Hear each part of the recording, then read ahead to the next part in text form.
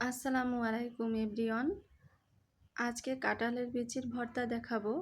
তো আমি যেভাবে আর কি ভর্তাটা করে থাকি আপনাদের সাথে সেই রকমটাই শেয়ার করছি।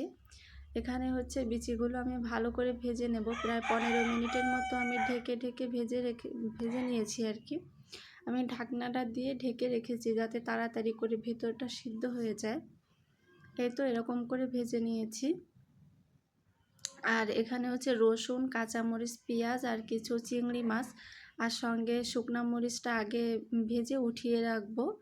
তো এগুলো আমি সব কিছু একবারে হচ্ছে একটু তেলের মধ্যে ভেজে নেব।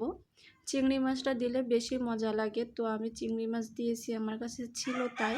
চাইলে এটা স্কিপ করা যায়। তো আমি রসুনগুলো একটু লালচে করে মানে হালকা করে ভেজে নেব, তারপর হচ্ছে গিয়ে আমি অন্যগুলো দিয়ে দেবো। কাঁচামরিচগুলো অবশ্যই একটু ভেঙে দেবেন, না হয় গায়ে ফুটে উঠতে পারে। তো এই তো সবগুলো একেবারে ভেজে নেব হালকা লালচে করে।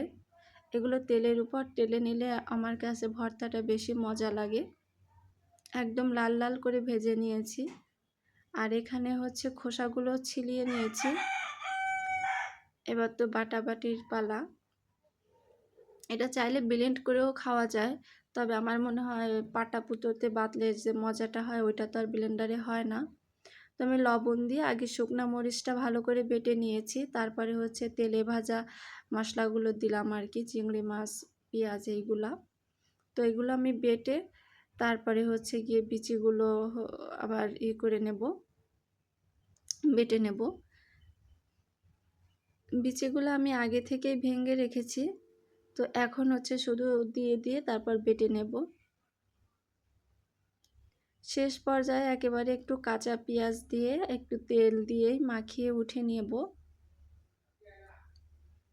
এই তো ইচ্ছা মতো সরিষার তেল দেব। আমার কাছে মনে হয় কি একটু সরিষার তেল বেশি হলে যে কোনো ভর্তাটা খুব টেস্ট হয়। আপনারা চাইলে এর থেকে একটু মিহি করে বাটতে পারেন, আমি এরকমটাই রাখলাম। এই তো ফাইনাল লুক।